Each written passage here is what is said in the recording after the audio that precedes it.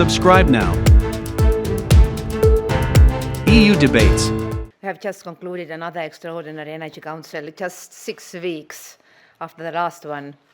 And I thank Joseph and all colleagues for showing the readiness and willingness to address together in a spirit of unity the challenges we are facing. Before the summer, we put in place new tools to improve storage and reduce demand, to ease market pressures and be better prepared for winter.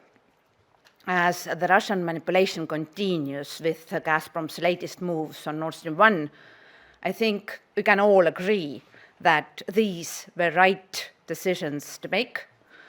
Our underground gas storage is now almost 83% full, and member states are taking action to cut gas consumption further. We must continue with both. EU solidarity and coordination must remain at the core of our actions. That is how we ensure that Putin's manipulation and weaponization of gas supplies will fail. I am pleased to say that this was the spirit of today's discussions with the ministers. They are ready to support a rapid and coordinated response to tackle the latest spikes in energy prices and ease the pressure on our citizens and businesses.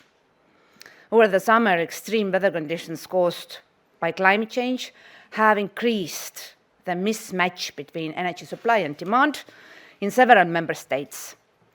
Droughts have hampered hydro and nuclear power production or delivery of energy supplies. Record high prices followed.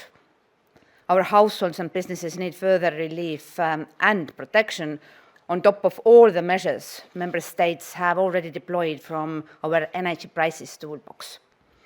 This is why we have been working throughout the summer to design a set of measures which, taken together, will help EU consumers cope with their bills and bring energy markets back into balance. Let me briefly recall the plans the Commission has outlined this week. First, we need to reduce electricity consumption in a smart way.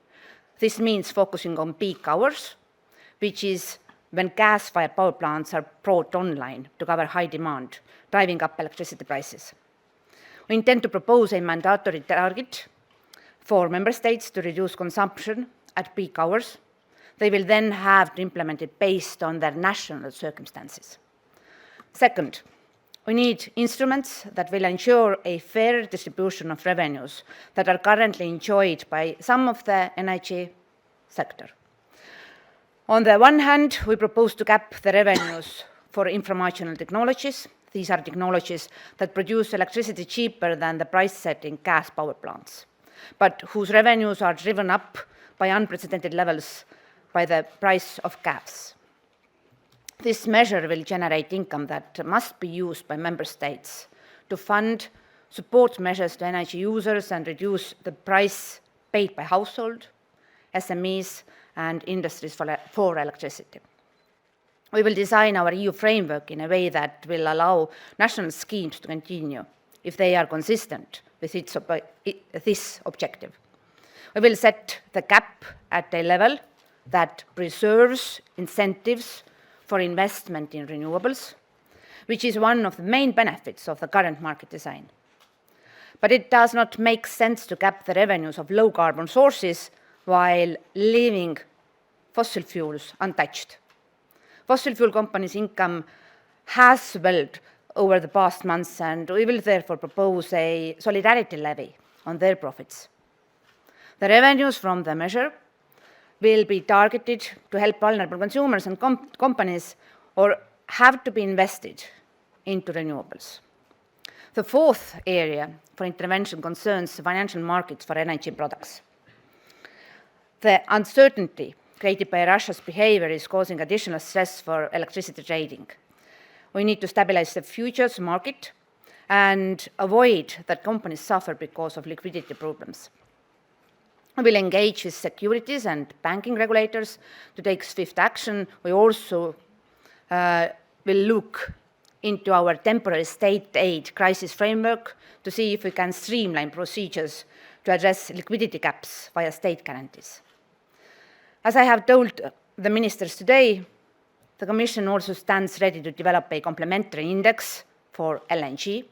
The current pricing benchmark for gas, known as the TTF, is linked to a relatively small and pipeline-based market, which doesn't reflect the current reality in the EU. Finally, we need to maximize the tools available to us for bringing down gas prices at their source. We are exploring the possibility of imposing a price cap on Russian pipeline gas, a move that could hit Putin's coffers and not allow Russia to maintain revenues despite cutting supply.